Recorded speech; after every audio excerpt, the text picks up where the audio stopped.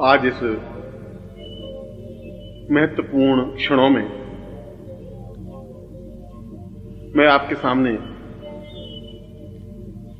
उस दुर्लभ, गोपनीय और महत्वपूर्ण दुर्लभोपनिषद के श्लोकों की चर्चा करना चाहूंगा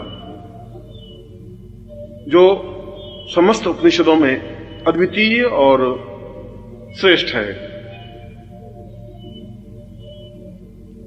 ऋषियों ने इस बात को स्वीकार किया है कि जहां दुर्लभोपनिषद की चर्चा होती है वहीं पवित्रता का वातावरण बन जाता है। जहां दुर्लभोपनिषद के श्लोक का उच्चारण होता है वहीं जीवन में प्रसन्नता और आनंद, आह्लाद और खुशी छलकने लग जाती है। और जहां दुर्लभोपनिषद के पदों को, श्लोकों को गेय अवस्था में कोई गाता है, सुनता है, श्रवण करता है, मनन करता है, चिंतन करता है, वह स्वतः साधक बन जाता है, स्वतः सिद्ध बन जाता है। समस्त सिद्धियां स्वतः उसके सामने उपस्थित हो जाती हैं।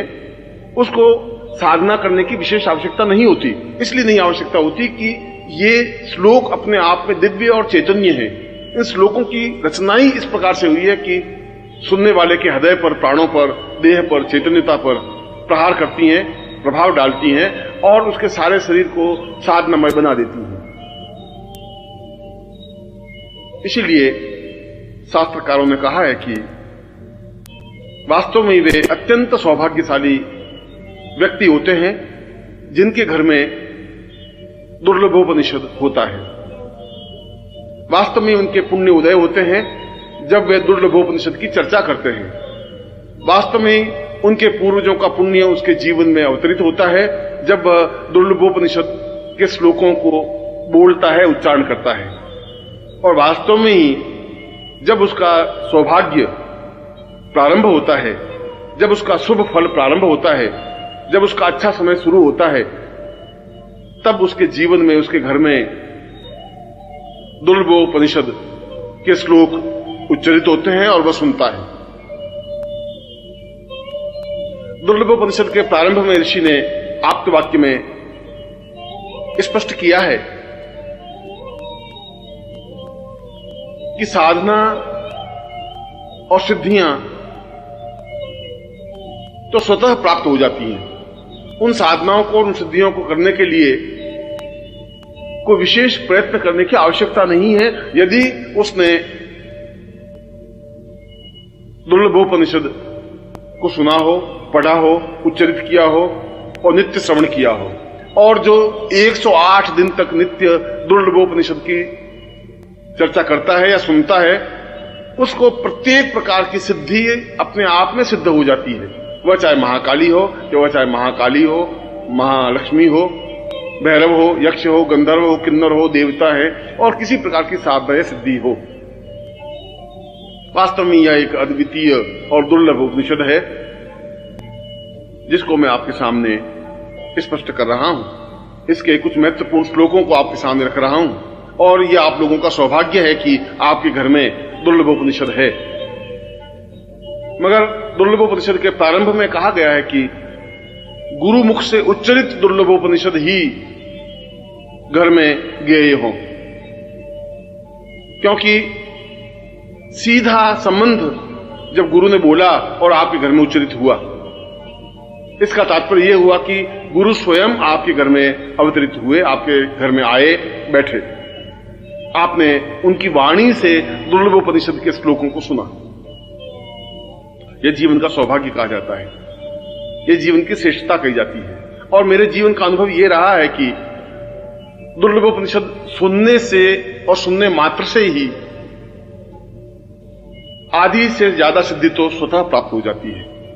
इसलिए प्रत्येक व्रत, उपवास, पूजन, अर्चन, चिंतन, चाहे किसी प्रकार की साधना या आरती हो, उससे पहले दुर्लभोपनिषद को अवश्य सुनना चाहिए, अवश्य उच्चरित करना चाहिए, घर में अवश्य बजाना चाहिए और घर के वातावरण को पवित्र और दिव्य बनाना चाहिए। क्योंकि दुर्लभोपनिषद की चर्चा होने से या इसकी आवाज उच्चरित होने से समस्त देवता स्वतः घर में आते ही हैं। समस्त ऋषि उसके घर में पदार्पण करते हैं उन ऋषियों का आशीर्वाद मिलता है, उन देवताओं का आशीर्वाद प्राप्त होता है, क्योंकि जहां दुर्लभोपनिषद है वहां समस्त देवताएं हैं, वहां समस्त सिद्धियां हैं, वहां समस्त पूर्णता हैं, वहां समस्त श्रेष्ठताएं हैं। इसलिए यह उपनिषद अपने आप में गोपनीय रहा, इसलिए यह उपनिषद अपने आप में कम लोगों को ज्ञात हो सका। वशिष्ठ ने स्वयं कहा कि दुर्लभोपनिषद जैसी ग्रंथ और श्लोक तो अपने आप में दूसरे बन ही नहीं सकते। विश्वामित्र ने कहा कि मेरी समस्त साधनाओं का सार दुर्लभोपनिषद है, और शंकराचार्य ने कहा कि मैं जो कुछ हूं उसका आधार दुर्लभोपनिषद है। इसका तात्पर्य यह है कि दुर्लभोपनिषद वास्तव में ही कोई अद्भुत कृति है। इसलिए कृति अद्भुत है कि किसी एक ऋषि ने इस दुर्लभोपनिषद के श्लोकों की रचना नहीं की। समस्त ऋषियों के शरीर से निकले हुए तेज पुंज ने, उस तेज पुंज ने एक आकार ग्रहण किया, एक ब्रह्मत्व ग्रहण किया, और उसके मुख से इन श्लोकों का उच्चारण हुआ। जिस प्रकार से समस्त देवताओं के शरीर से जो तेज पुंज निकला वो भगवती जगदम्बा बनी, ठीक उसी प्रकार से समस्त ऋषियों, योगियों, महर्षियों और गुरुओं के शरीर से जो तेज पुंज प्रकट हुआ, उस तेज पुंज के माध्यम से इस ब्रह्मत्व की देह से यह दुर्लभोपनिषद अवतरित हुआ, उच्चरित हुआ। इसीलिए दुर्लभोपनिषद की महिमा अपने आप में अद्वितीय मानी गई है। दुर्लभोपनिषद अपने आप में गुरु चिंतन है, गुरु मनन है, और जहां हम गुरु शब्द का उच्चारण करते हैं वहां समस्त तीर्थों का उच्चारण करते हैं। जहां गुरु शब्द हमारे ओठों से निकलते हैं वहां समस्त देवताओं का उच्चारण होता है। जहां हमने गुरु बोला वहां स्वयं ब्रह्मा, विष्णु और महेश अवतरित होते ही हैं, क्योंकि गुरु शब्द अपने आप में इतना नगण्य, ओछा और तुच्छ शब्द नहीं है।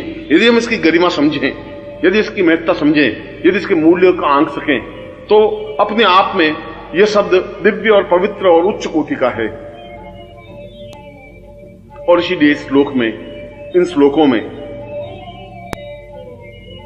गुरु से संबंधित उन पदों की रचना की गई है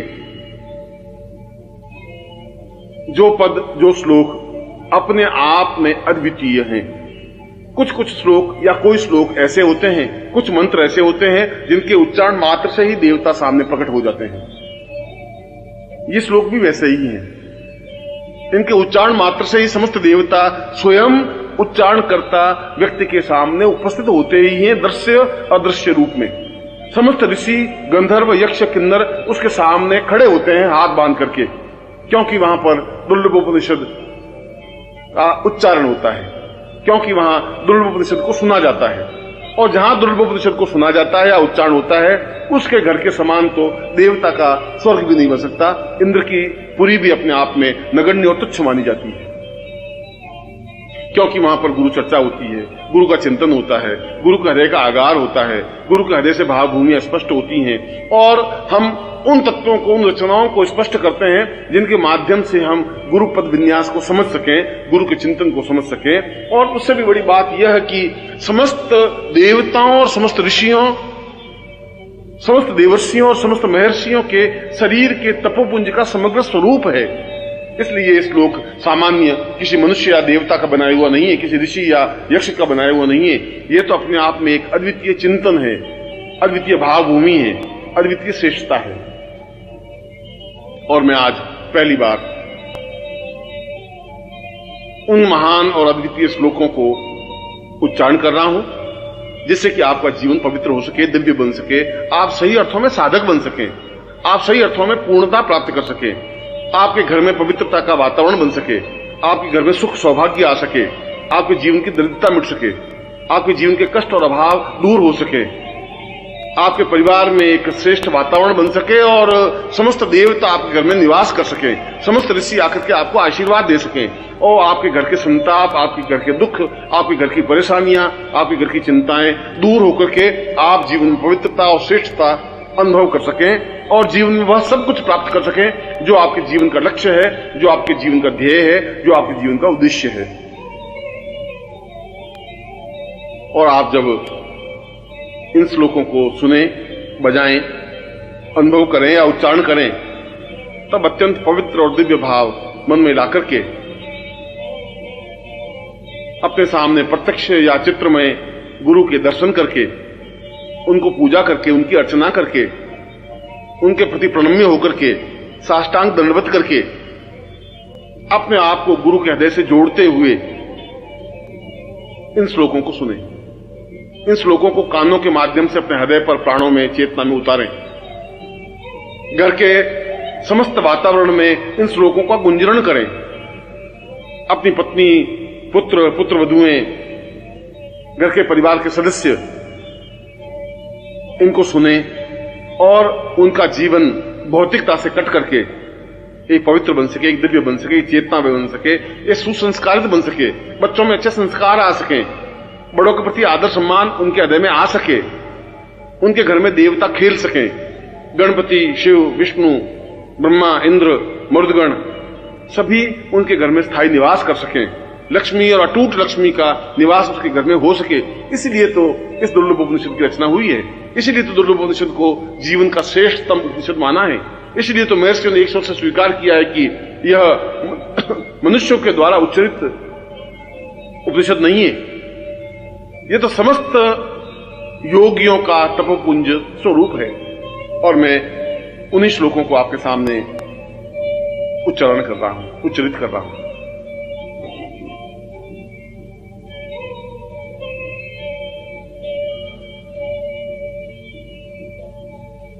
गुरुर्वै सदां पूर्वमदैव तुल्यम् प्राणो वदार्यैव हितं सदैव चिन्त्यं विचिन्त्यं भवमेकरूपम् गुरुर्वै शरण्यं गुरुर्वै शरण्यम्। मैं इस जीवन में क्यों आया हूं, मेरे जीवन की डोर कहां बंधी हुई है, ईश्वर ने मेरा जन्म क्यों किया है, मैं इस पृथ्वी तल पर क्यों हूं, मेरे जीवन का उद्देश्य, मेरे जीवन का लक्ष्य क्या है, इनको तो केवल गुरुदेव आप ही समझा सकते हैं और कोई समझा भी नहीं सकता। और सभी तो जीवन के बंधन केवल स्वार्थमय बंधन हैं जिनसे मैं जकड़ा हुआ हूं। उन पासों से, उन रस्सियों से, उन रज्जुओं से मैं बंधा हुआ छटपटा रहा हूं, वेदनाग्रस्त हो रहा हूं, अपने आप में दुखी और संतप्त हो रहा हूं, प्रत्येक पल अपने आप में व्यथित होता हुआ निरंतर मृत्यु की ओर अग्रसर हो रहा हूं। मेरे जीवन में सुख नहीं है, मेरे जीवन में चिंतन नहीं है, मेरे जीवन में सौभाग्य नहीं है। मैं समझ नहीं पा रहा हूं कि आखिर मेरे जीवन का उद्देश्य और लक्ष्य क्या है। और मेरे जीवन का उद्देश्य और लक्ष्य केवल अपने जीवन को समझना है और मुझे समझाने के लिए, मुझे यथार्थता से परिचित कराने के लिए केवल संसार में कोई शक्ति, कोई स्वरूप, कोई बिंदु है तो केवल आप हैं। इसीलिए गुरुदेव, मैं अत्यंत भीगे नयनों से, गदगद कंठ से, भाव विवल वक्षस्थल से आपको दंडवत प्रणाम करता हुआ, आपके चरणों को पकड़ता हुआ, आपके चरणों पे अपने सिर को रखता हुआ प्रार्थना करता हूं कि आप मुझे उस मर्म को, उस रहस्य को, उस चिंतन को समझाएं जो मेरे जीवन का उद्देश्य है, जो मेरे जीवन का लक्ष्य है, वो जीवन की पूर्णता है। क्योंकि मैं तो केवल आपका हूं और गुरुदेव आपकी शरण में हूं, और निश्चय ही गुरुदेव केवल और केवल मात्र आपकी शरण में हूं। गुरुवै प्रपन्नार्तवैवां वदैवम् अत्योद्भतां वै प्रहितं सदैव देवोत्तमेव भवतं सहि चिन्त्य रूपम् गुरुर्वै शरण्यं गुरुर्वै शरण्यम। लोग कह रहे हैं कि मैं देवताओं की आराधना करूं।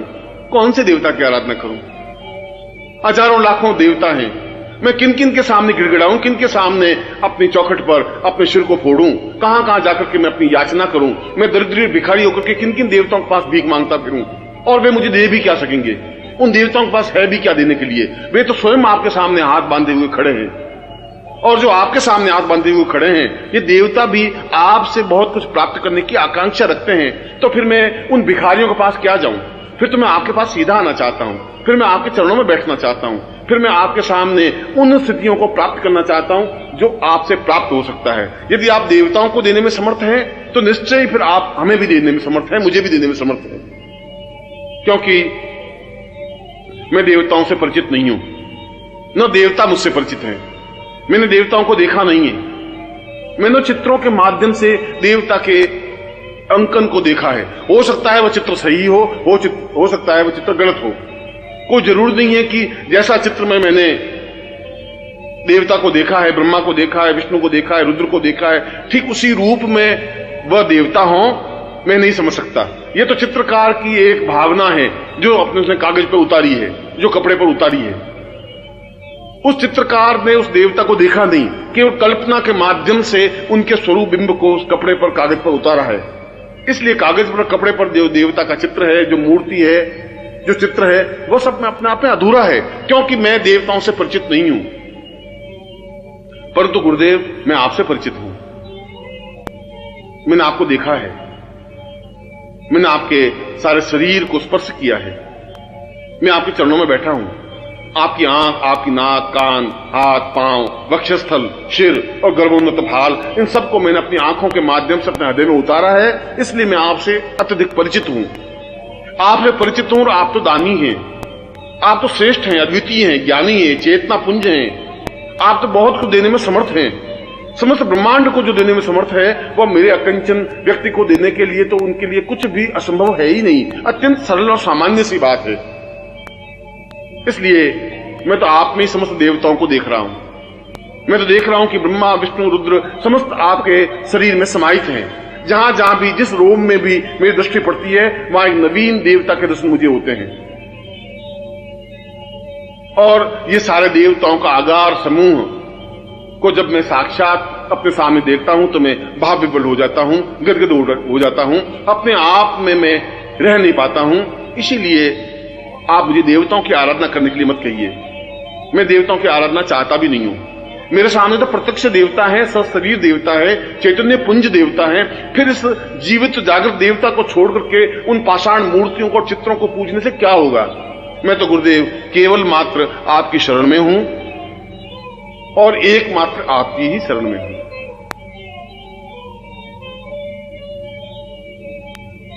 सतं वै सदान्नं देवालयो वै प्रातोर्भवे वै सहितं नदीर्वै पूर्तं परां पूर्णमदैव रूपं गुरुर्वै शरण्यं गुरुर्वै शरण्यं। और मैं काशी और कांची, हरिद्वार और मथुरा तीर्थ स्थलों पर जाकर के भी क्या कर लूंगा? उस गंगा में बार बार डुबकी लगाने से भी क्या हो जाएगा? अगर गंगा में डुबकी लगाने से पवित्र और दिव्य बन जाता तो सारी मछलियां अपने आप में पवित्र और दिव्य बनी हुई हैं, सारे मेढक अपने आप में पवित्र और दिव्य हैं। यदि काशी में रहने से ही जीवन की पूर्णता प्राप्त हो जाती है तो वहां श्वान और खर, कुत्ते और गधे बहुत घूमते हैं, वे सभी अपने आप में पवित्र दिव्य आत्मा बन जाते हैं। वहां जाने से कुछ नहीं हो सकता, वहां कुछ संभव है ही नहीं। उन देवालयों में तो एक पत्थर की मूर्तियां हैं जो बोल नहीं पाती, जो मेरी बात सुन भी नहीं पाती। उन पत्थरों को मैं कहने से अपने सिर को फोड़ने के बराबर है। वे मेरी बात नहीं सुन पाते, मैं अपनी बात उन तक नहीं पहुंचा सकता, क्योंकि पत्थरों को कहने से कोई लाभ नहीं होता। मेरे लिए हरिद्वार और मथुरा, काशी और कांची अपने आप में नगण्य हैं। मैं तो आपको और आपकी देह को पूर्ण रूप से देवालय मानता हूं। पूरा मंदिर है यह जो मेरे सामने है, और यह मंदिर जो आपकी देह है, यह मंदिर के रूप में है, जो जीवित और जागृत मंदिर है, चैतन्य मंदिर है, चलता फिरता मंदिर है, बोलता हुआ मंदिर है, वाचाल मंदिर है, अपने आप में आशीर्वाद देता हुआ मंदिर है। आपके दोनों पैर इस देवालय के स्तंभ हैं। अच्छे स्तंभों पर यह मंदिर टिका हुआ है। और इन स्तंभों पर जो मूर्ति स्थापित है आपके प्राणों की, आपके हृदय की, आपकी चेतना की, वह आपका हृदय स्थल अपने आप में गर्भगृह है। उस गर्भगृह में जाकर के जब मैं खड़ा होता हूं तो मेरा शरीर रोमांचित हो जाता है, भाव विवल हो जाता है, चेतना युक्त हो जाता है, एक एक रोम खड़ा हो जाता है, रोम रोम चीखने लग जाता है, चिल्लाने लग जाता है, पुकारने लग जाता है, और उसके गुरुदेव के अलावा कुछ शब्द निकलता नहीं। मेरे आंखों से आंसुओं की धारा बहने लग जाती है, भाव विवल हो जाता हूं, मेरा सारा शरीर थरथराने लग जाता है जब मैं इस जीवित जागृत उस मूर्ति को देखता हूं जो धड़कता है। और इस गर्भगृह में जो मूर्ति है, जो हृदय है, जो प्राण है, जो आपका ये शरीर है, वो अपने आप में इतना स्पंदनशील है, अपने आप में आह्लादकारक है, उसको देखते ही मेरे सारे शरीर में स्फूर्ण हो जाता है, सारे शरीर में चेतना आ जाती है, सारे शरीर में ओजस्विता आ जाती है। ऐसा लगता है कि मेरा सारा शरीर अपने आप में प्रसन्नता के आवेग में उछलने लग गया है। और इस गर्भगृह के ऊपर जहां मूल मूर्ति स्थापित है, जहां आपका हृदय है, इसके ऊपर आपके शिर के रूप में शिखर है, जो मंदिरों के ऊपर शिखर होता है। उस शिखर को देख करके ही ऊंचाई का भाव होता है, हिमालय का भाव होता है। आपका गर्भोन्नत सिर, आपका दर्पयुक्त सिर, आपका दीदीप्यमान सिर, लाट, भाल, आंखें, नेत्र, आपका मुंह, आपकी जिह्वा, आपका सारा शरीर और आपका चेहरा अपने आप में उस मंदिर के उस शिखर की तरह है, जिनको देखने से अपने आप में पवित्रता का अवगाहन होता है। ऐसा लगता है उसको देखने से कि जैसे हजार हजार तीर्थों में मैंने स्नान कर लिया हो। ऐसा लगता है कि जैसे मैंने सब 7 समुद्रों में स्नान कर लिया हो, अवगाहन कर लिया हो। ऐसा लगता है कि स्वयं गंगा आकर के मुझे स्नान करा के चली गई है। और जहां पर आपके नेत्रों की कृपा वृष्टि होती है, जहां नेत्रों से निकल करके जो आनंद की वर्षा होती है, वह तो वही समझ सकता है जो आपके पास में खड़ा होकर के उस कृपा दृष्टि से भीगा है, उस कृपा के आनंद से भीगा है, आपके नेत्रों से निकलते हुए आनंद में वर्षा की है। उसके समान तो धन्य कुछ हो ही नहीं सकता, उसके समान तो कोई व्यक्ति हो ही नहीं सकता। बहुत अपने आप में एक अद्वितीय चिंतन है, अद्वितीय धारणा है। मैं इस जीवित जागृत मस्तिष्क युक्त, शिखर युक्त, इस गर्भगृह युक्त, इस स्तंभ युक्त, इस चलते फिरते इस मंदिर को छोड़ करके और किस मंदिर में जाऊं? विश्वनाथ का मंदिर और मथुरा का मंदिर, कृष्ण और राम का मंदिर और अन्य मंदिर मेरे लिए क्या उपयोगी है, कैसे उपयोगी है? उन मंदिरों से मुझे क्या मिलने वाला है? यदि मैं इस मंदिर को नहीं समझ सका, यदि मैं इस मंदिर की पूजा नहीं कर सका, यदि इस मंदिर को स्वच्छ और पवित्र और दिव्य नहीं रख सका, इस मंदिर में सेवा शुश्रूषा नहीं कर सका, तो फिर मेरा सब कुछ जानना व्यर्थ है। क्योंकि इस मंदिर में समस्त देवता निवास करते हैं। इस मंदिर को देखने के लिए तो देवता तरसते हैं, इस मंदिर को स्पर्श करने के लिए देवता अपने आप को न्योछावर करने के लिए तत्पर हैं। गुरुदेव, आप मुझे किसी नदी और किसी तीर्थ और किसी मानसरोवर, किसी गंगा और किसी हरिद्वार और किसी समुद्र के पास जाने की आज्ञा मत दीजिए। मुझे उसमें कोई मोह नहीं है। वे तो व्यर्थ पानी के बहाव हैं, वे तो मछलियों के एक सागर हैं, वे तो खारा समुद्र है, वह तो केवल एक झील है, निर्जीव, जो बोल नहीं सकती। मुझे ऐसे कोई तीर्थों में जाने से न प्रयोजन है, न आवश्यकता है, क्योंकि जहां समस्त तीर्थों का स्नान मैं केवल आपके नेत्रों से निकलती हुई कृपा से कर सकता हूं, तो इससे बड़ा सौभाग्यशाली तो कुछ हो ही नहीं सकता। वास्तव में मैं सौभाग्यशाली हूं। वास्तव में मैंने जीवन के पुण्य किए होंगे कि मैं आपके सामने खड़ा हूं। वास्तव में मेरे पुण्यों का उदय हुआ होगा कि आप सजीव रूप में मेरे सामने हैं और मैं इस पीढ़ी में, इस युग में आपके सामने उपस्थित हूं। वास्तव में आपके नेत्रों की वर्षा से मैं आप्लावित हूं। वास्तव में आपके नेत्रों से जो आनंद की वर्षा होती है उससे भीगा हुआ अपने आप में अत्यंत मस्ती के साथ नाच रहा हूं, अपने आप में छलछला रहा हूं, अपने आप में कूद रहा हूं, उछल रहा हूं, आनंद से भर उठा हूं। क्योंकि गुरुदेव, मैं केवल आपकी शरण में हूं। क्योंकि गुरुदेव, केवल और केवल मात्र में आपकी ही शरण में हूं। अदोर्यम वदेवम चिंतम सहेतम पूर्वोत्तरूपम चरणम सदेयम आत्मो स्वताम पूर्वमदैव चिंत्यम गुरुर्वै शरण्यम गुरुर्वै शरण्यम। वह तो मूर्ख और मूढ़ होगा जो आपके चरण छोड़ करके इधर उधर भटकता होगा। उसके पाप ही उसके बीच में आए होंगे जो आपकी दृष्टि से ओझल होता होगा। उसका जीवन का दुर्भाग्य होगा कि वो आपसे दूर खड़ा होकर के भी सांस ले रहा होगा। आपसे दूर रहकर के सांस लेने की कल्पना ही अपने आप में आश्चर्यजनक है। जिस प्रकार से समुद्र से और नदी से मछली को बाहर निकालने के बाद जिस प्रकार से मछली तड़प कर मर जाती है, उस प्रकार से आपसे अलग होकर के मर क्यों नहीं जाते, तड़प करके समाप्त क्यों नहीं हो जाते? जिंदा रहने का हक क्या है, अधिकार क्या है? जिस प्रकार से बिना चांद को देखे चकोर अपने सिर को फोड़ करके समाप्त हो जाता है, उसी प्रकार से हम सिर के फोड़ के समाप्त क्यों नहीं हो जाते? आपको वियोग हम कैसे सहन कर सकते हैं? ये कैसे संभव है कि आप दूर हो और हमारे प्राण हमारे शरीर में टिके रह सकें? ऐसे प्राणों की जरूरत भी नहीं है। ये प्राण तो व्यर्थ हैं, तुच्छ हैं। अपने आप ऐसा लग रहा है कि जैसे मुर्दा शरीर में धड़क रहे हो। मुझे ऐसा शरीर नहीं चाहिए गुरुदेव, मुझे ऐसे प्राण भी नहीं चाहिए, मुझे ऐसी धड़कन भी नहीं चाहिए जो धड़कना बंद नहीं कर देती हो। उस धड़कन का महत्व और मूल्य क्या है जो केवल एक धड़क करके जिंदा रह जाती है? आप हो तो जीवन है, आप हैं तो संसार है, आप है तो खुशियां हैं, प्रसन्नता है, आह्लाद है, श्रेष्ठता है और दिव्यता है। और अगर आप नहीं हैं और मैं जीवित रहूं, यह मेरे जीवन का दुर्भाग्य है, यह मेरे जीवन की न्यूनता है, यह मेरे जीवन का अभाव है। वास्तव में मैंने कोई पाप किए होंगे कि मैं आपके वियोग को सहन करते भी जीवित हूं।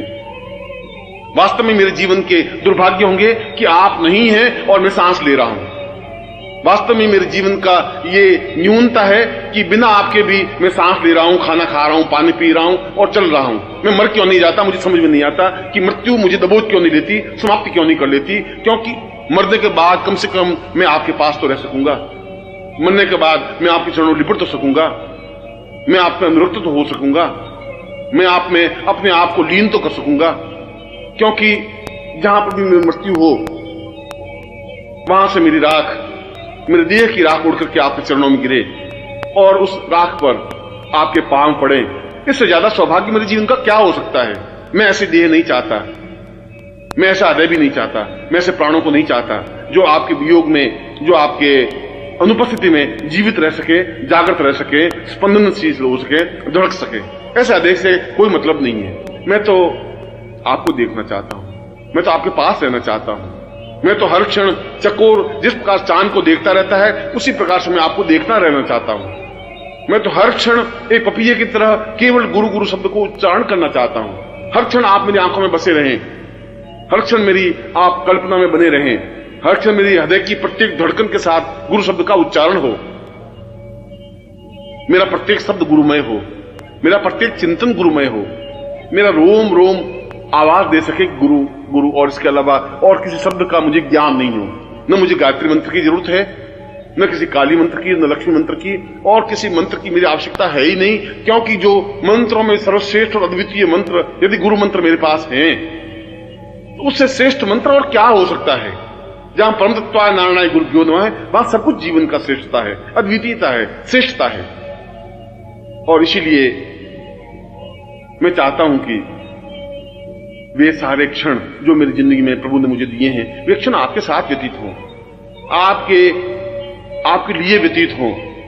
मेरा शरीर आपके काम आ सके, मैं आपके चरणों से लिपट सकूं, मैं आपकी देह से सुवासित हो सकूं, मैं आपकी सुगंध से आप्लावित हो सकूं, मैं चकोर की तरह आपको बराबर टकटकी लगाकर ताकता रह सकूं।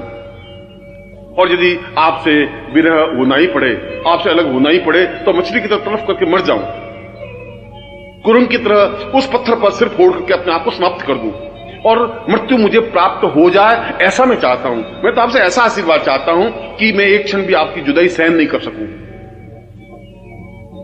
मेरी आंखों से आंसू प्रवाहित हों और प्रत्येक आंसू पर आपका बिंब हो, मेरे प्रत्येक आंसू में आपका चित्र हो, मेरे प्रत्येक आंसू पर आपका नाम लिखा हो, मेरे हृदय की और मेरे गले की थरथराहट में आपका नाम उच्चरित होता हो, और मेरे हृदय की प्रत्येक धड़कन में आपके नाम का उच्चारण हो, गुरु मंत्र का उच्चारण हो। मैं जीवन की ऐसी स्थिति चाहता हूं।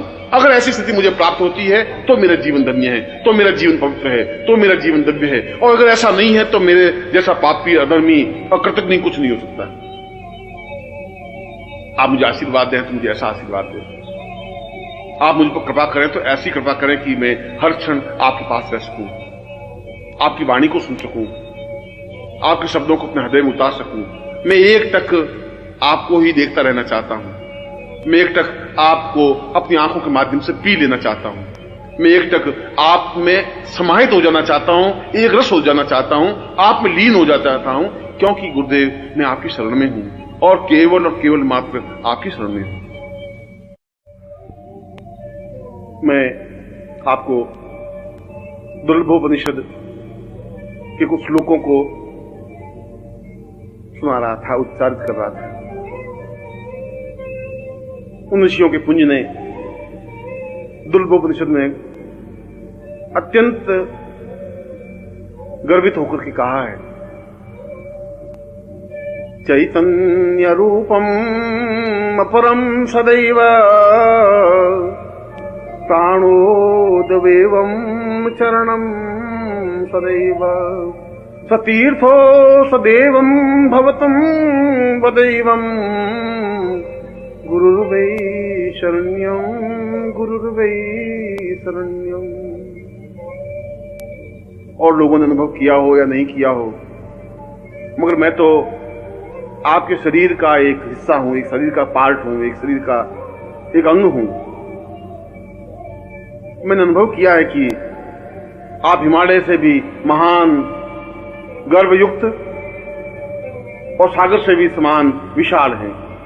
सागर आपके सामने बहुत तुच्छ है, नगण्य है। हिमालय बहुत बौना है। आपका गर्वोन्नत भाल हिमालय से भी बहुत ऊंचाई की ओर उठा हुआ है।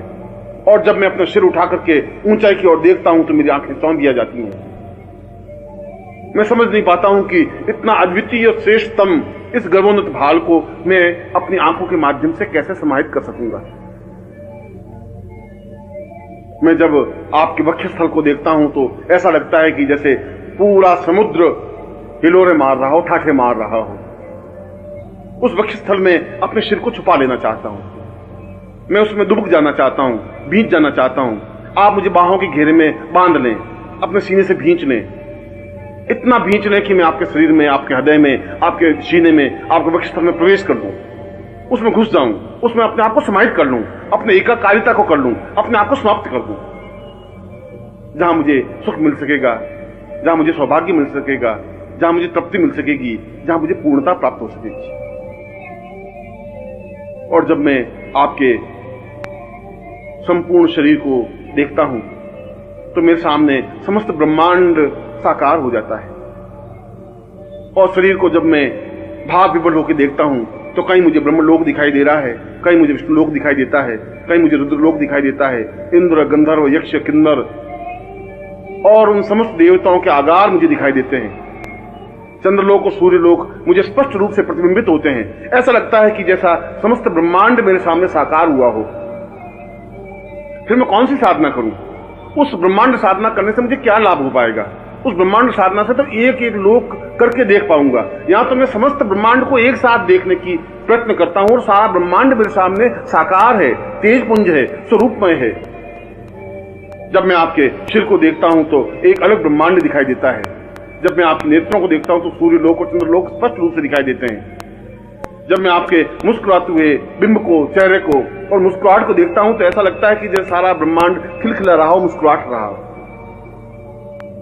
और इस पूरे ब्रह्मांड को जब मैं अपने सामने खड़ा देखता हूं तो मैं तो अपने आप को बहुत छोटा, नगण्य और बौना सा अनुभव करता हूं। ऐसा लगता है कि जैसे इस पूरे ब्रह्मांड में मेरा अस्तित्व तो कहां है, जहां हजारों हजारों ऋषि हैं, योगी हैं, गंधर्व हैं, किन्नर हैं, देवता हैं, ब्रह्मा हैं, विष्णु हैं, महेश हैं, वशिष्ठ हैं, विश्वामित्र हैं, गर्ग, अत्रि, कणाद, पुलस्त्य ऋषि हैं। इन समस्त देवताओं ऋषियों के बीच में मेरा अस्तित्व तो कहां है? मैं तो बहुत एक छोटा सा, अत्यंत छोटे से कण की तरह दिखाई देता हूं।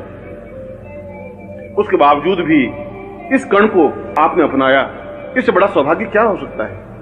इस कण पर आपकी कृपा दृष्टि हुई, इससे बड़ा सौभाग्य और क्या हो सकता है? आपने इस कण पर हाथ रखा, यह मेरे जीवन का अहोभाव है, सौभाग्य है।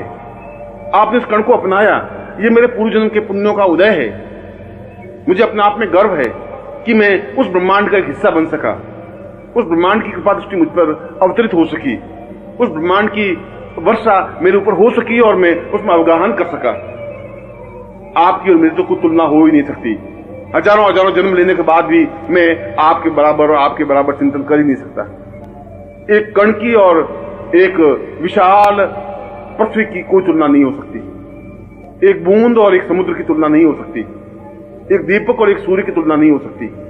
ठीक उसी प्रकार से मेरी और आपकी तुलना करना ही व्यर्थ है, तुच्छ है, नगण्य है, मूर्खता है, मेरा ओछापन है। मैं तो अगर इस पूरे ब्रह्मांड का एक छोटा सा कण भी बना रह सकूं तो ये बहुत बड़ी उपलब्धि है कि इस ब्रह्मांड में मेरा कण अस्तित्व युक्त है। और उससे भी बड़ा सौभाग्य यह है कि इस कण पर आपकी कृपा दृष्टि है, इस कण को आप परिचित हैं, इस कण पर आपकी कृपा दृष्टि हुई है, इस कण ने आनंद का अनुभव किया है। इससे बड़ा सौभाग्य और मुझे क्या चाहिए।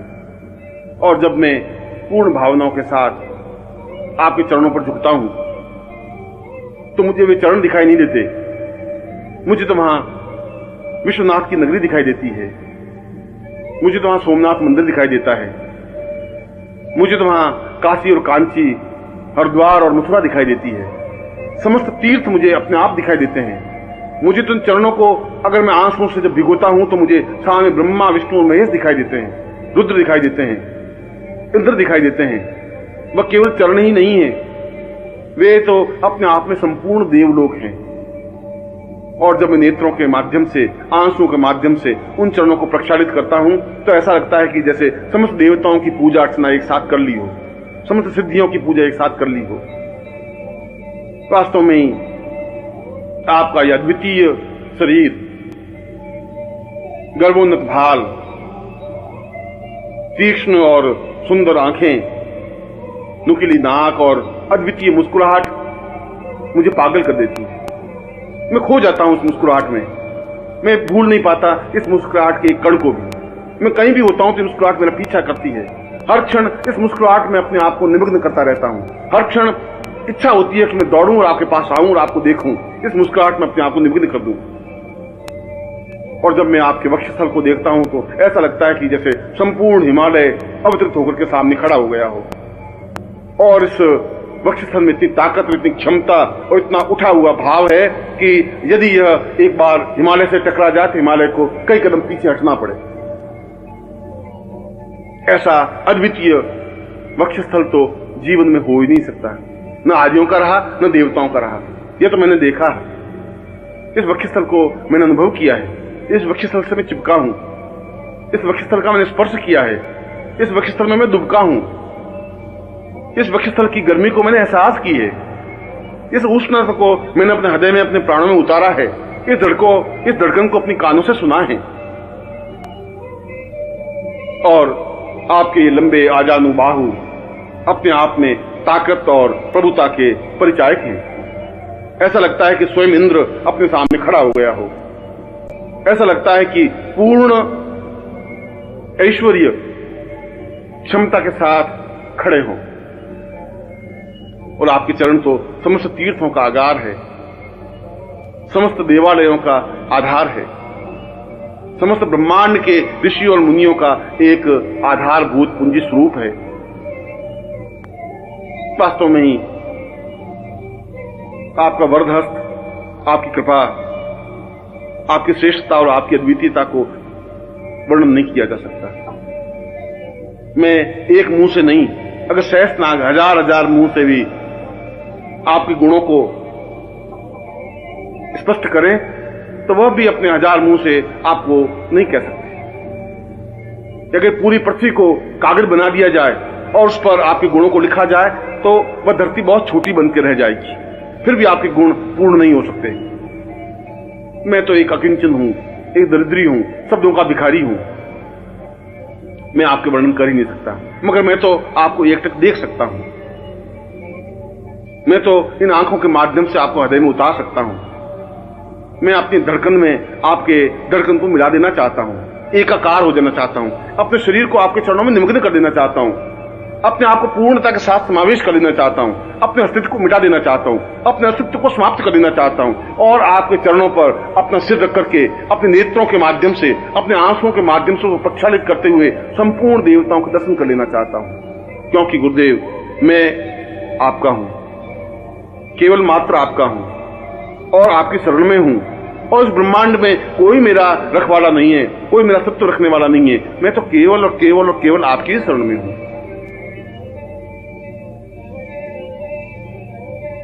चैतन्य रूपम भवतं सदैव ज्ञानोत्सवासं सहितं तदेवं देवो तथान् पूर्वमदैव शक्तिं गुरुर्वै शरण्यं गुरुर्वै शरण्यं।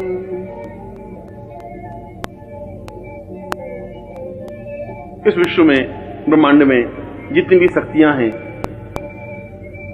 वह चाहे महाकाली हो, वह चाहे महासरस्वती हो, वह चाहे महालक्ष्मी हो, वह चाहे बगलामुखी हो, वह चाहे धूमावती हो, वह चाहे छिन्नमस्ता हो, चाहे जगदम्बा हो, किसी भी प्रकार की कोई शक्ति हो, मैं तो आपके सामने उनको अठखेलियां करते हुए देखता हूं। मैं देखता हूं कि वे आपके सामने नृत्य कर रही हैं। मैं देखता हूं कि वे आपकी कृपा कटाक्ष पाने के लिए प्रयत्नशील हैं। वे स्वयं टुकुर टुकुर आपकी ओर निहारती रहती हैं कि कब आपकी नजर उठे, कब आपकी दृष्टि उठे, कब आप उन पर कृपावृष्टि करें और कब वे धन्य हों। और जब मैं ये सब कुछ देखता हूं तो मैं ये समझता हूं कि आपको छोड़कर के और कौन सी साधना मेरे लिए उपयुक्त है, कौन सी शक्ति चाहिए, कौन सी साधना चाहिए। तारा मंत्र से क्या हो जाएगा, काली मंत्र का उच्चारण करने से क्या होगा, एंग क्लीं क्लीं चामुंडा विच्चे जगदम्बा का मंत्र उच्चारण करने से, नवाण मंत्र जपने से क्या हो जाएगा। ये सब तो मैं आपके सामने नृत्य करते हुए देख रहा हूं। ये सारे गंधर्व, ये सारे यक्ष, ये सारे किन्नर, ये सारे देवता जब नृत्य करते हुए आपके सामने मैं अनुभव करता हूं तो समझता हूं कि आपसे बड़ा और देवत्व क्या हो सकता है, आपके बड़ा और पुरुषत्व क्या हो सकता है। आप तो जीवन का एक पुंजीभूत स्वरूप हैं, ब्रह्मांड का एक पार्श्व हैं, चैतन्य स्वरूप हैं, अपने आप में समग्र हैं। और मैं जब आपको देखता हूं तो ऐसा लगता है कि जैसे समस्त ब्रह्मांड को मैं अपने आप में आत्मसात किया हुआ हूं। सारा ब्रह्मांड मेरे हृदय में अवतरित हो जाता है, मेरा हृदय अपने आप में धड़कने लग जाता है, चैतन्य हो जाता है, मेरा सारा शरीर थरथराने लग जाता है। मैं अपने आप में पूर्ण कुंडलिनी जागरण क्रिया योग से दीक्षित हो जाता हूं। सारा शरीर अपने आप में ऊंचा उठ जाता है, अपने आप में तपस्वी बन जाता हूं, पूर्णता युक्त बन जाता हूं। और सही अर्थों में देखा जाए तो मैं वशिष्ठ, विश्वामित्र, अत्रि, कणाद बन जाता हूं। मैं इंद्र और मरुद्गण बन जाता हूं, मैं विष्णु और रुद्र बन जाता हूं, क्योंकि वे सब तो एक नगण्य आपके सामने खड़े हैं। जिस प्रकार से मैं खड़ा हूं उसी प्रकार से ये सारी शक्तियां, ये सारे देवता, ये सारे यक्ष, ये सारे गंधर्व, ये सारे किन्नर मैं अपनी आंखों से खड़े खड़े देख रहा हूं। इसलिए गुरुदेव, उनके समान तो मैं भी बन गया हूं। ये हो सकता है कि वे आगे हों, मैं थोड़ा पीछे रुका हुआ हूं। हो सकता है कि उनके मेरे बीच में फासला हो, मगर उनकी कृपा दृष्टि, यदि आपकी कृपा दृष्टि उन पर है तो आपकी कृपा दृष्टि उनसे भी पहले मेरे ऊपर है। और ये मेरे लिए सौभाग्य की बात है, ये मेरे लिए प्रसन्नता की बात है, ये मेरे आह्लाद की बात है। और मंत्रों को और पुस्तकों में लिखे हुए मंत्रों को मैं क्या करूं, उन मंत्रों के माध्यम से क्या हो जाएगा। वे मंत्र तो एक निर्जीव शब्द हैं, उन शब्दों को ठेल करके आगे बढ़ाऊं भी तो उससे क्या लाभ हो जाएगा। मुझे मंत्र नहीं चाहिए, मुझे तंत्र नहीं चाहिए, मुझे योग दर्शन और मीमांसा नहीं चाहिए। आपके मुंह से निकला हुआ प्रत्येक शब्द अपने आप में मंत्र है। आपके मुंह से निकला हुआ प्रत्येक शब्द अपने आप में मेरे लिए आज्ञा है, मेरे लिए तंत्र है। यदि मैं उन शब्दों का पालन कर लेता हूं, यदि उन शब्दों को अपने हृदय में उतार देता हूं, यदि उन शब्दों का पालन करता हुआ उनकी आज्ञा का पालन कर लेता हूं, तो अपने आप में तंत्र मेरे सामने साकार, स्पष्ट और पूर्णता के साथ स्पष्ट हो जाएगा। अपने आप में मंत्र अपने आप में पूर्ण चैतन्य युक्त बन जाएगा। यदि मैं आपके शरीर को स्पर्श कर लेता हूं तो सारे योग की भावभूमियां अपने आप मेरे शरीर में अवतरित हो जाएंगी।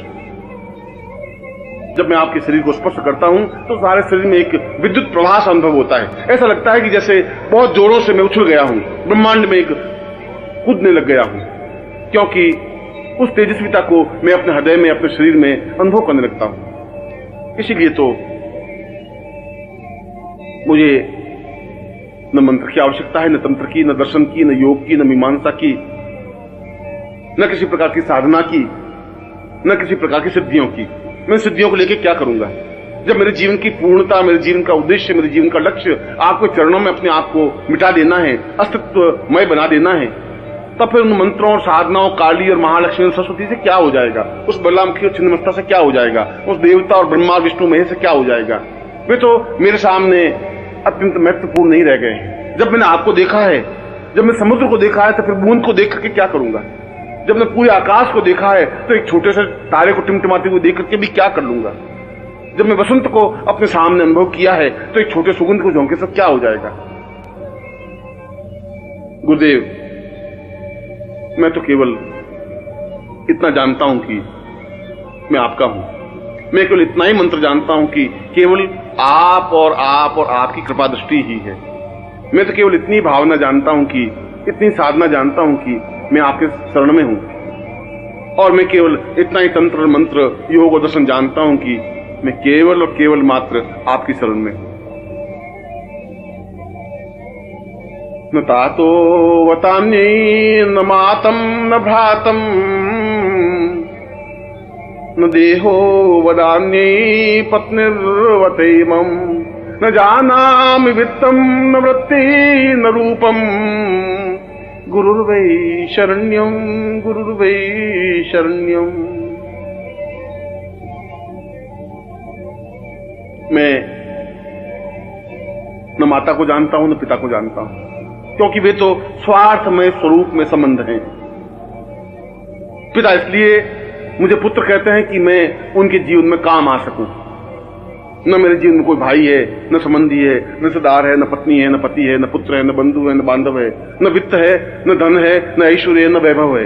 मेरे जीवन में कुछ है ही नहीं, क्योंकि मैं जीवन में कुछ चाहता ही नहीं। ये सब तो क्षणभंगुर हैं, समाप्त। ये तो मेरे साथ समाप्त हो जाएंगे। ये सब स्वार्थ के संबंध हैं। इनसे मेरा कोई प्रयोजन नहीं है, इनसे मेरा कोई लक्ष्य प्राप्ति नहीं हो सकती। यह तो शमशान की ओर जाने की यात्रा के एक पड़ाव है। जन्म से लगा करके मृत्यु तक मैं निरंतर मृत्यु की ओर अग्रसर हो रहा हूं, शमशान की ओर जा रहा हूं। और शमशान की यात्रा में ये भी मेरे सहायक है, जो मुझे ठेल करके शमशान की ओर अग्रसर कर रहे हैं। मेरे देह को छीनते हैं, मेरे प्राणों को छीनते हैं, मेरे धन को छीनने की कोशिश करते हैं, मेरी सेवा का उपयोग करना चाहते हैं, मेरे सुख का उपयोग करना चाहते हैं, मेरे जीवन का उपयोग करना चाहते हैं। इससे क्या हो जाएगा? इससे तो मैं एक मलिन और गंदी देह को एक लिया हुआ कीड़ा बन जाऊंगा, एक घटिया सा व्यक्ति बन जाऊंगा। अगर मैं पुत्र को उत्पन्न करूंगा तो ज्यादा से ज्यादा मेरी अर्थी पर वे कंधा दे देंगे। यदि मैं पत्नी रखूंगा तो ज्यादा से ज्यादा मेरी मृत्यु पर वे 4 आंसू बहा देगी। यदि पिता और माता की मैं अपने सामने रखूंगा तो वे ज्यादा से ज्यादा धन की याचना करेंगे। मगर ये मेरे जीवन का प्रयोजन नहीं है, ये मेरे जीवन का लक्ष्य नहीं है। मैं उस जगह खड़ा हूं जब यहां सब ये सब तुच्छ हैं। आखिर जीवन का कोई इनको क्षण तो ऐसा आता है जब ये सब तुच्छ लगने लगते हैं। हिमालय के सामने जाते हैं तो एक बड़ा पत्थर भी कंकर की तरह दिखाई देने लग जाता है। जब क्या आपके सामने उपस्थित हुआ हूं तो ये सारे संबंध मुझे बेमानी और बहुत छोटे से लगने लगे हैं, बहुत तुच्छ लगने लगे हैं, अस्तित्वहीन लगने लगे हैं। क्योंकि मैं इन संबंधों से जीवित नहीं रहना चाहता। मैं किसी का पुत्र, मैं किसी का पति, मैं किसी की पत्नी, मैं किसी का बंधु, मैं किसी का सखा बनकर के जिंदा नहीं रहना चाहता। इन बंधनों से मैं स्वतंत्र नहीं बन सकता। ये बंधन तो मेरे अभिशाप हैं, ये पांवों की बेड़ियां हैं, ये मुझे जकड़े हुए हैं।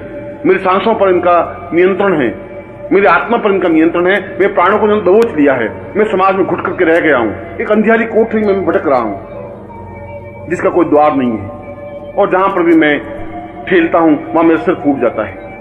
जिधर भी मैं दरवाजा ढूंढने की कोशिश करता हूं वहां मेरा सिर फूट करके रक्त निकलने लग जाता है। और मैं बदहवास सा इधर से उधर, आगे से पीछे की ओर भटकता रहता हूं। चारों तरफ अंधेरा है, घनघोर अंधेरा।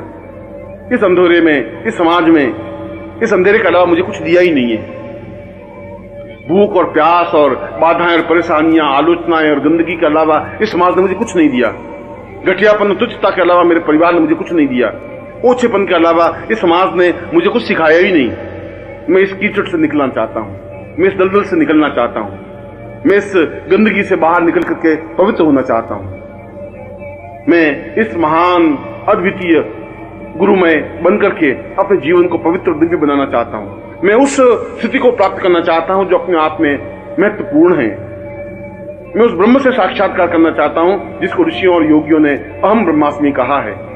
मैं उस चैतन्यता को अनुभव करना चाहता हूं जो जीवन की पूर्णता है। आप मुझ पर कृपा करें, मुझे वापस से बंधनों में नहीं ठेलें। मुझे किसी प्रकार का कोई मोह नहीं रहा है, और यदि कुछ मोह है तो आप उस मोह को समाप्त करें। क्योंकि मैं मानसरोवर के पास आकर के प्यासा नहीं रहना चाहता। क्योंकि वसंत ऋतु में आने के बाद भी मैं उदासीन नहीं रहना चाहता। मैं मुस्कुराते हुए पुष्पों के बीच में रह करके निर्जीव नहीं रहना चाहता।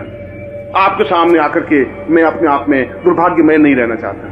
मैं सौभाग्यशाली बनना चाहता हूँ। मैं जीवन में पुण्य चाहता हूँ। मैं जीवन में श्रेष्ठता चाहता हूँ। मैं जीवन में गुरु चाहता हूँ। मैं आपके चरणों में समर्पण चाहता हूँ। मैं आप में एकाकार होना चाहता हूँ। मैं आपके शरीर से अपने आप को मिटा देना चाहता हूँ। मैं आपके शरीर से मिल जाना चाहता हूँ। आपके प्राणों की धड़कन बनना चाहता हूँ, क्योंकि गुरुदेव मैं आपकी शरण में हूँ और गुरुदेव इस पूरे ब्रह्मांड में केवल मात्र आपकी शरण में हूँ। त्वदीयं तदेवं भवत्वं भवेयं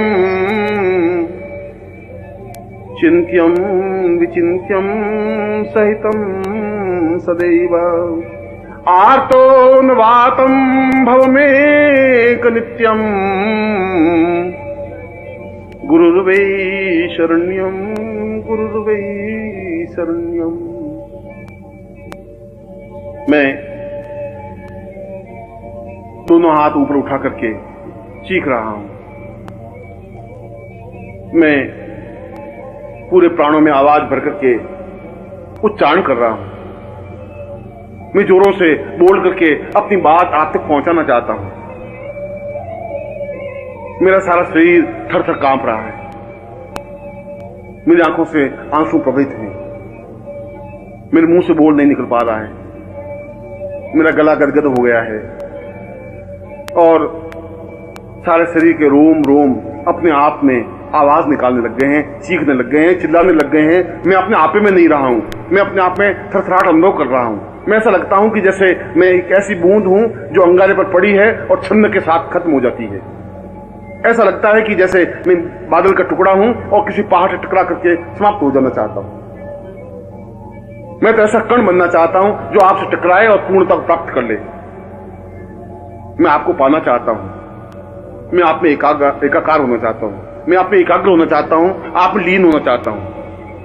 और यदि ऐसा मेरे जीवन में नहीं हो सका तो इस जीवन को व्यर्थ है। इस जीवन का कोई अर्थ नहीं है। इस जीवन का कोई मकसद नहीं है। इस जीवन का कोई मूल्य नहीं है। यह तो अपने आप में शमशान की यात्रा का एक पड़ाव है, जिस लाश को मैं अपने कंधे पर ढोता हुआ शमशान की ओर बढ़ रहा हूं। ऐसे जीवन से क्या मूल्य हो जाएगा?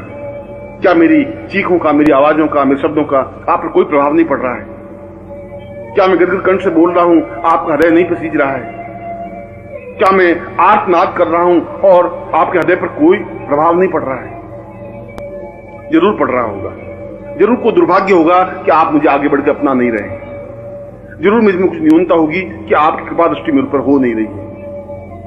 जरूर मेरे पाप मेरे सामने खड़े हो जाते होंगे जो आपके और मेरे बीच में पर्दा डाल रहे हैं। परंतु इस पर्दे को तो आप ही दूर करेंगे। मुझे इतनी ताकत, इतनी क्षमता नहीं है कि मैं पापों को धकेल सकूं। मुझे इतनी क्षमता नहीं है कि मैं इस पर्दे को, इस बीच के अंधकार को दूर कर सकूं। मुझे और कोई साधना, कोई सिद्धि आती भी नहीं है। मुझे और कोई मंत्र का ज्ञान ही नहीं है। मुझे तो केवल एक ही शब्द, एक ही मंत्र आता है जिसको गुरु कहा जाता है। मुझे तो केवल एक ही प्रकार का मंत्र सीखा है कि मैं गुरुदेव आपकी शरण में हूं और गुरुदेव केवल मात्र मैं आपकी शरण में। अवतम सदैवं भवतं सदैवं ज्ञानं सदैवं चिन्त्यं सदैवं पूर्णं सदैवं अवतं सदैवं गुरुर्वै शरण्यं गुरुर्वै शरण्यं।